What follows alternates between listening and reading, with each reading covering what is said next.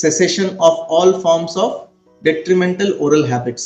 আপনার গুটকা, খৈনি, বিড়ি, cigarette, pipe, তারপরে সুপারি, পান মশলা, এই যেরকম যাবতীয় গুড়াকু ফুড়াকু এরকম যাবতীয় যত রকমের হ্যাবিটস আছে, সেই হ্যাবিটস গুলোকে আমাদেরকে অ্যাবসলিউটলি স্টপ করতে হবে।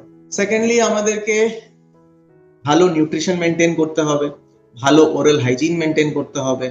মুখের মধ্যে যদি কোনো পারসিস্টেন্ট ইনফেকশন আছে সেটাকে আমাদেরকে কন্ট্রোল করতে হবে।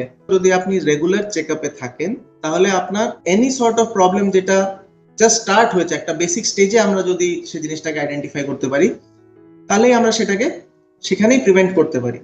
সো নাম্বার 1 হচ্ছে সেসেশন অফ হ্যাবিটস, নাম্বার 2 হচ্ছে nutrition and proper oral hygiene maintenance, আর নাম্বার 4 হচ্ছে রেগুলার চেকআপ। তো এইগুলোই বেসিক জিনিস, যদি আমরা কিছু স্টেপস ফলো করি তাহলে আমরা ইজিলি জিনিসগুলোকে প্রিভেন্ট করতে পারি। Not only cancer, all other forms of diseases as well.